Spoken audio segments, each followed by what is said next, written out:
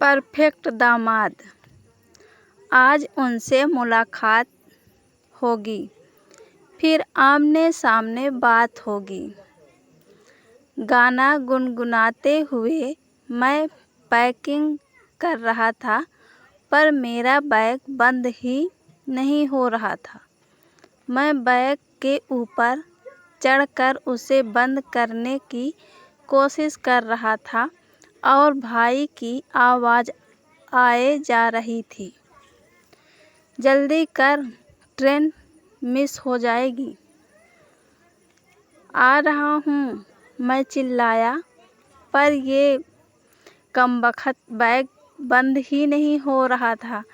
माँ ने इतने मिठाई के डब्बे दिए ले जाने को और सब बच्चों के लिए चॉकलेट के बॉक्स अलग से। मेरे कपड़े से ज़्यादा तो ले जाने के सामान थे। इतनी तैयारी तो तब भी नहीं हुई थी जब हम पहली बार प्रीति से मिलने गए थे। अरेंज मैरिज हुई थी हमारी। हम दोनों ही इंजीनियर हैं। मैं इलेक्ट्रॉनिक इंजीनियर और प्रीति मैकेनिक इंजीनियर। अब तो हमारी शादी को 4 महीने हो गए थे। प्रीति पिछले महीने से अपने मायके मुंबई गई हुई थी। आज मैं उसे लेने जा रहा था। उसकी फैमिली से शादी के समय ही मिला हूँ। बड़ी फॉर्मल सी मीटिंग रही उनके साथ मेरी। इस बार उनसे भी अच्छे से मिलना हो जाएगा। तभी मेरे कमरे में भैया आए और बोले, क्या पहनना है? तूने टी-शर्ट वो भी पीली, कितना आँखों को चुभ रहा है। बड़े शहर जा रहा है, कुछ सॉफ्टल पहन जो फॉर्मल भी हो, जैसे ये वाइट शर्ट। मैं बोला, पर ट्रेन में जा रहा हूँ, वाइट पहनूंगा तो खराब नहीं हो जाएगा? कुछ भी हो, इम्प्रेशन खराब नहीं होना चाहिए। पहली बार जा रहा है तो ससुराल। फिर मैं वाइट शर्ट पहने ट्रेन की लोअर बर्थ पर बैठा था। एक साइड कूल गैंग था, दूसरे साइड छाछ जी और भैया बैठे थे। वो भी इतने सीरियस बैठे थे जैसे न जाने मैं कौन से मिशन पर जा रहा हूँ। चाचा जी बोले, सुन, ज़्यादा नहीं खाना, उधर डिमांड नहीं करना, ये खाना है वो खाना है। और सुन, मुंबई बड़ा शहर है, बड़े लोग रहते हैं वहाँ, तो तू भी कुछ बड़े बड़े अंग्रेजी शब्द फेंकते रहना, उन पर इम्प्रेशन पड़ेगा। क्या? मैंने हैरान होकर कहा। तो वो बोले, हाँ तो ऐसे चुपचाप मत बैठे रहना। बोधूराम के जैसे तू वैसे ही कम बोलता है। उन्हें ये ना लगे कि छोटे शहर का है तो इसे ज़्यादा आता नहीं होगा। कुछ शॉपिंग वगैरह लेकर जाए, वो लोग बार्गेनिंग करे तो डबल बार्गेनिंग करना, वो मोल भाव ना करे तो तू ज़्यादा पैसे देकर आना।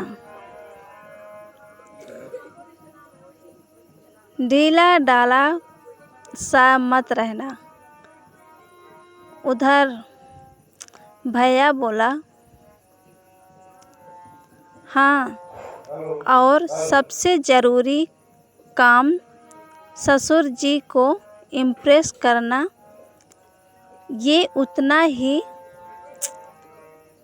असंभव लगेगा जितना इस कूल गैंग में पानी कल तक ठंडा रहना पर हिम्मत नहीं हारनी है। मैं उनकी बातों से मंत्रमुग्ध होकर उन्हें चुपचाप सुने जा रहा था। जाते जाते चाचा जी बोले, बेटा टी शर्ट मत पहनना, घर से निकलते वक्त गाना गाते हुए अच्छी खासी मेरी हल्की फुल्की रोमांटिक पिक्चर चल रही थी। स्टेशन तक पहुँचते वो सीरियस ड्रामा में बदल गई थी। ट्रेन में पूरी रात मुझे यही सोचकर नींद नहीं आई कि मैं अपने ससुराल में 9 बजे उठूँगा तो चलेगा ना। स्टेशन में नींद भी नहीं आ रही थी कि फ़ोन आ गया। कोई नंबर था। मैंने उठाया तो आवाज़ आई, नमस्ते जमाई जी, मैं प्रीति की भाभी, मुझे पहचाना? मैंने ज़ोर से हाँ तो कह दी थी, पर उसकी तो 3 भाभियाँ हैं, उनमें से ये कौन सी है? मुझे भी नहीं पता था। वो बोली, आप पहली बार ससुराल आ रहे हो, आपका स्वागत है। आपकी शादी के चर्चे तो अब भी हो रहे हैं। वैसे आप शादी का एल्बम तो ला रहे हो ना? हमारे वाला तो बहुत बार देख लिया। आप वाला भी एल्बम लेकर आ रहे हो तो वो भी देखना हो जाएगा। ओह, वो तो मैं भूल ही गया था। हमारा एल्बम तो अब तक बना ही नहीं। कितना बोला। छुटकी ने भैया बैठकर फ़ोटो डिसाइड कर लो कि कौन से वाले एल्बम में जाने हैं, और मैं ही टालता रहा। ऐसा लग रहा था जैसे कोई रियलिटी शो शुरू हो गया था और मैं उसके पहले राउंड में फेल भी हो गया था। सुबह 11 बजे मुंबई आ गया। मैंने ट्रेन में ही सोच लिया था, जब वो कुली को बुलाएंगे तो मैं कुली से बात करके पैसे कम करवाकर उनका दिल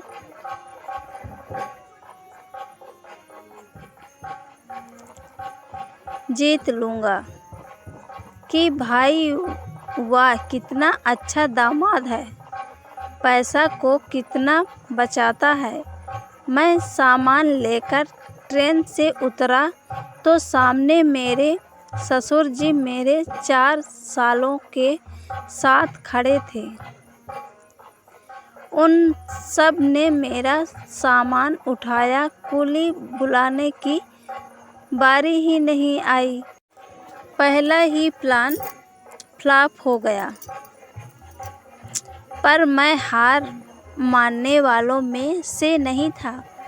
मैं अगले मौके की तलाश में था। वो अगला मौका मिला खाने की टेबल पर। खाने की टेबल पर मैं, मेरे ससुर जी और लंबी खामोशी थी।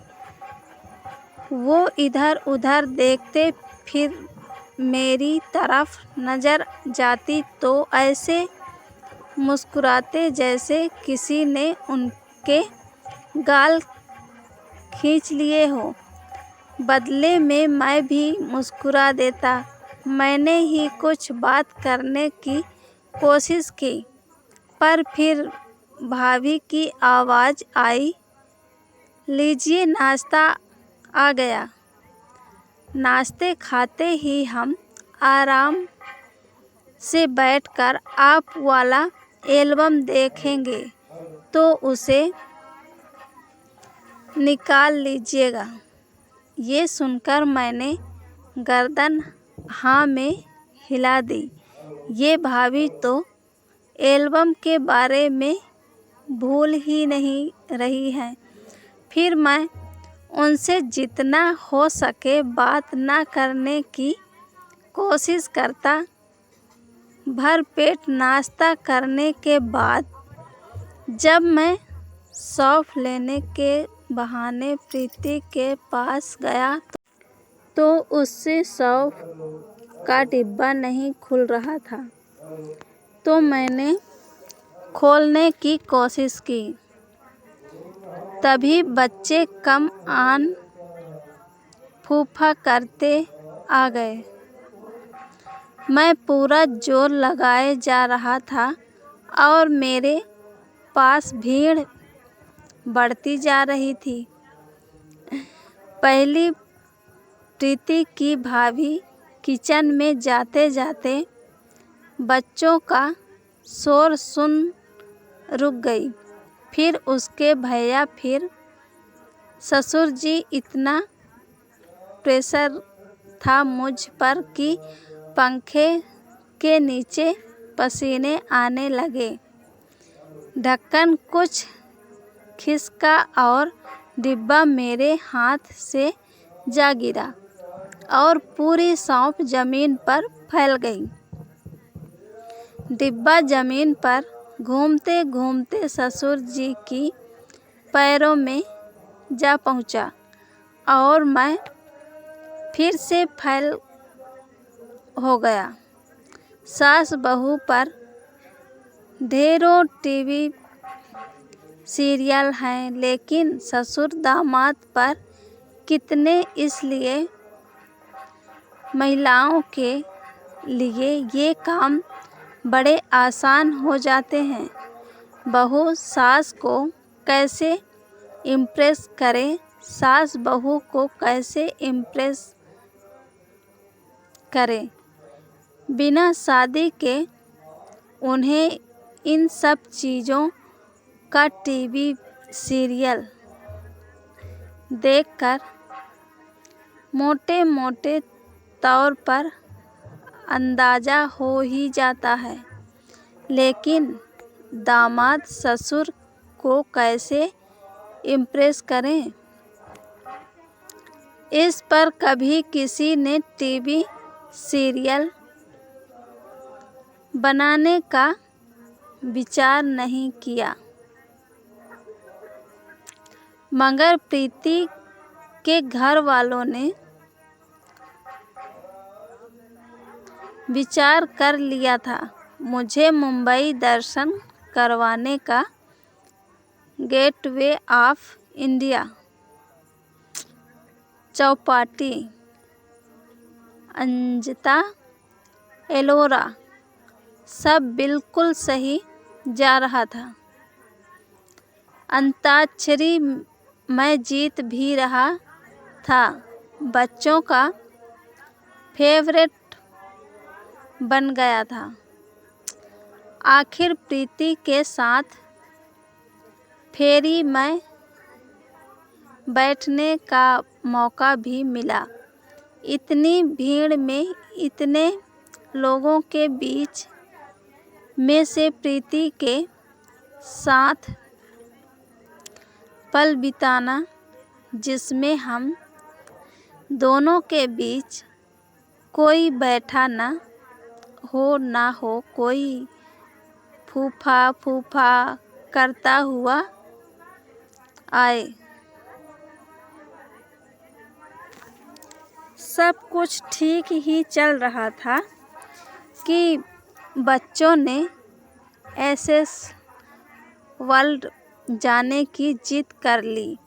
चिंटू बोला, प्लीज़ चलो ना एसएस वर्ल्ड। फूफा जी, उधर बहुत सारी राइड्स हैं, short and draft, soft spring, copper chopper. Pintu वहाँ की खतरनाक से खतरनाक राइड्स गिनवाता रहा और मैं चुपचाप सुनता रहा। बचपन में फिसल पट्टी भी सही से नहीं खाई मैंने, इसलिए चाचा जी बचपन से मुझे बोधूराम कहते थे। लेकिन इन सबके सामने मैं बोधूराम नहीं बन सकता था, क्योंकि मैं दामाद था। दामाद अपनी जान पर खेल जाएगा, लेकिन बोधूराम नहीं बनेगा। मेरे लिए इंजीनियरिंग के 4 बैंक क्लियर करना इतना मुश्किल नहीं था जितना फिसल पट्टी पार बैठना। मुझे तो शीशा से भी डर लगता था।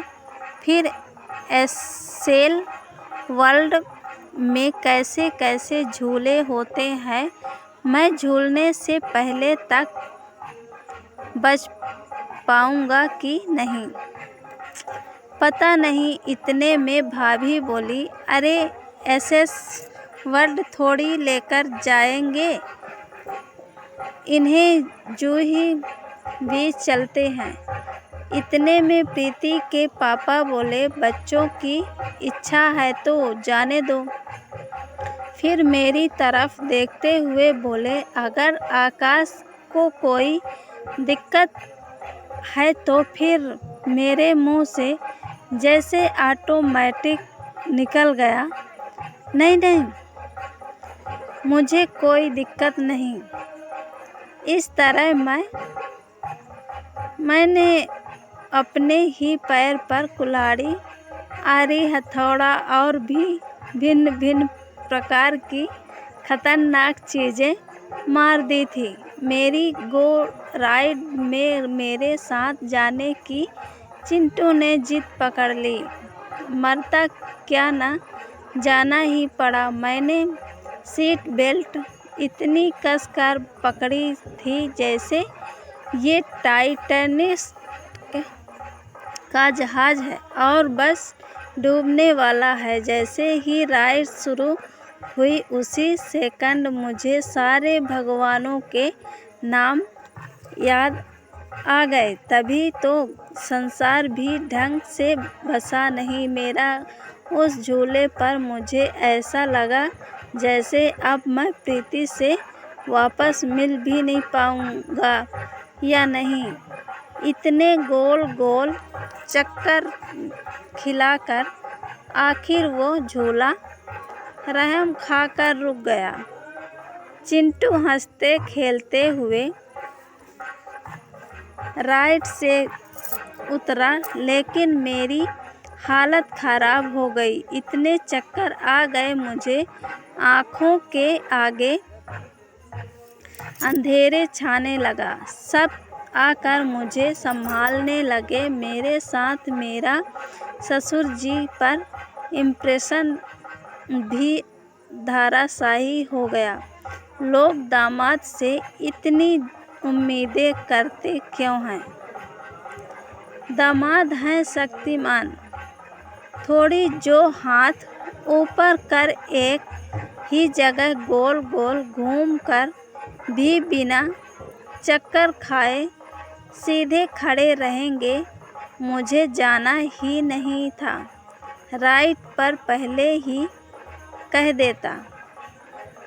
नहीं, बच्चों वाली राइड्स पर मैं नहीं बैठता।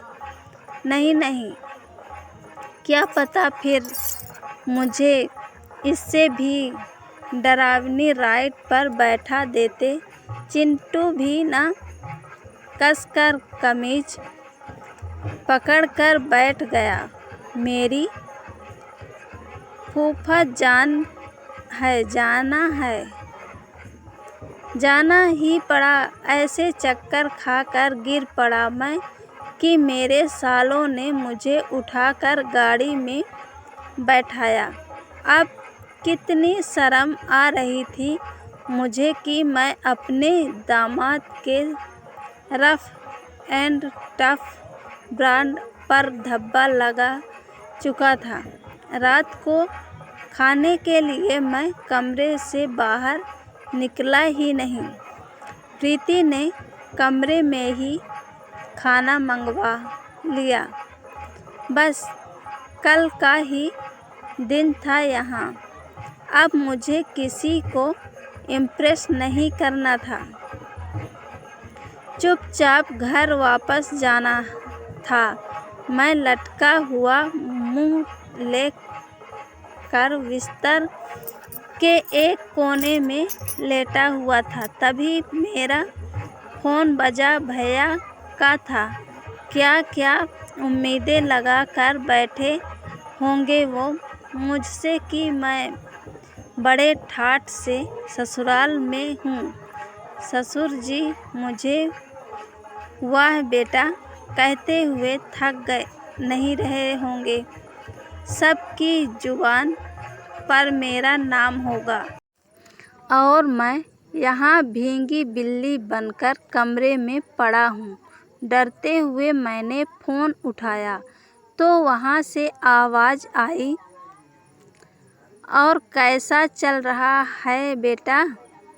मैंने भी कह दिया, बढ़िया ससुर जी। इम्प्रेस हुए? हाँ बिल्कुल, मेरे मुंह से निकल गया। तो भाई ने पूछा, वाह कैसे? मैं हड़बड़ा गया। क्या जवाब दूँ, सोच में पड़ गया। अरे वो हाँ यार, मैं आता हूँ। बुला रहे हैं ससुर जी? कोई भी काम बिना पूछे करते नहीं मुझसे। कहते ही मैंने फ़ोन काटा और राहत की सांस ली। अभी तो फ़ोन पर झूठ कहकर पीछा छुड़ा दिया,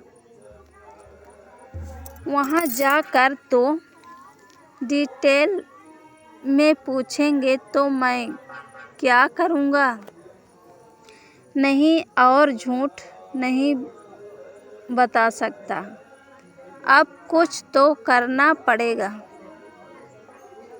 परफेक्ट दामाद की छवि बनाने का जुनून वापस जाग गया। इतनी बार हार कर भी हार नहीं मानी थी। मैंने कुछ तो सोचना पड़ेगा। मैं दिन को अपने कमरे में बैठा था, तभी चिंटू हाथ में बैट लेते हुए आया। फूफा जी आप आज तो ठीक हो ना? कल राइड पर आपकी हालत खराब हो गई थी। कहते हुए चिंटू थोड़ा हंस रहा था। मेरे गुस्से वाली आंखें देख उसने फटाफट बात बदल दी और बोला, फूफा जी क्रिकेट खेलोगे क्या?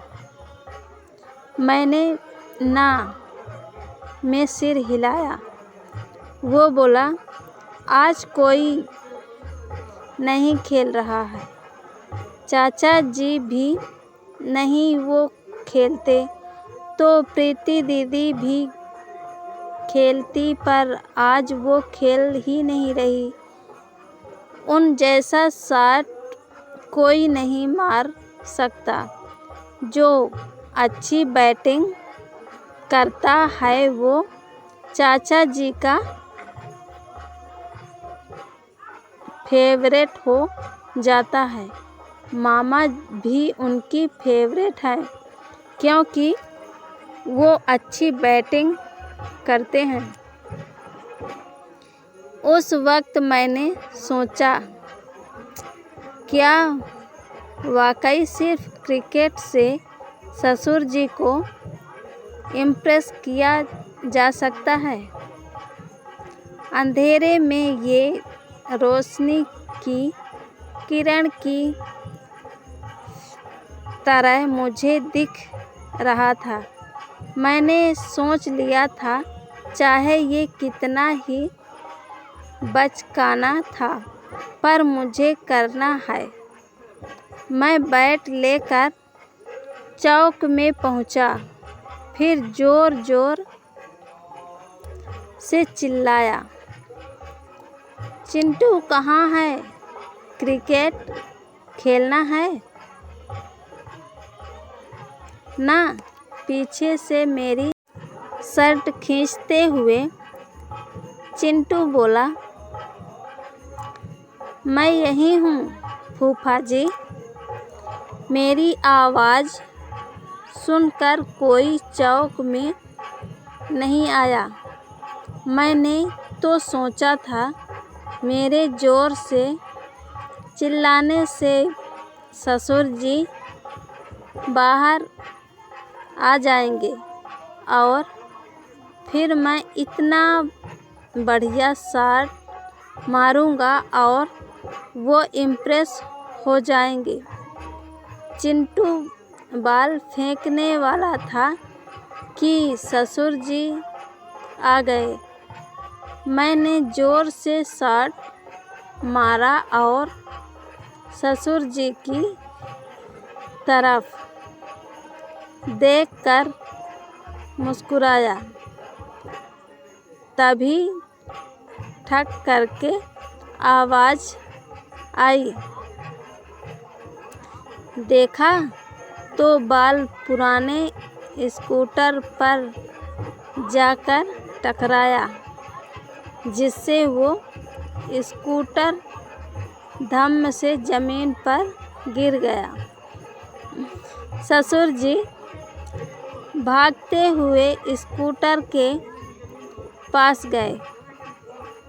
शीशे तो टूट ही गए थे, पर जब उसे स्टार्ट करने की कोशिश की तो हो ही नहीं रहा था। मैं भी भागते हुए ससुर जी के पास गया और उनके स्कूटर स्टार्ट करने की कोशिश में लग गया। कितनी किक मारने पर भी वो स्टार्ट ही नहीं हो रहा था। मैं बोला, काफ़ी पुराना है ये तो, अब तो स्टार्ट ही नहीं होगा। बहुत आउटडेटेड मॉडल है। मेरे ये कहने पर ससुर जी ने मुझे देखा और चुपचाप अंदर चले गए। प्रीति ने बताया कि ये ससुर जी का पहला स्कूटर था जो उन्होंने अपनी कमाई से खरीदा था। मैं भी बावला हो गया था। मुझे भाई की बातों को इतना सीरियसली नहीं लेना था। चुपचाप आता प्रीति को लेकर चला जाता। नहीं, मुझे तो रियलिटी शो बनाना था। रात को मैं खिड़की से स्कूटर को देख रहा था। सोच रहा था कि अब सब कैसे ठीक होगा। मैंने उस दिन कुछ नहीं किया। मेरा मूड बड़ा ख़राब था। मैं अपने कमरे में ही बैठा रहा।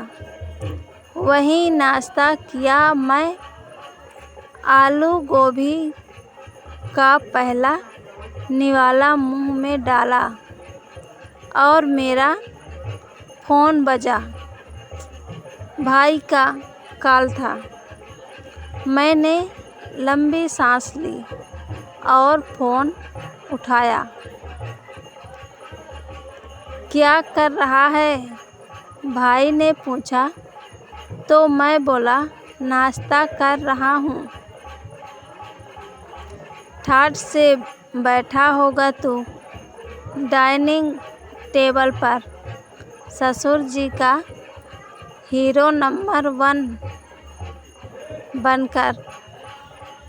नंबर 1 तो नहीं, बेवकूफ़ हूँ जो बच्चों जैसे हरकतें कर दी थी मैंने।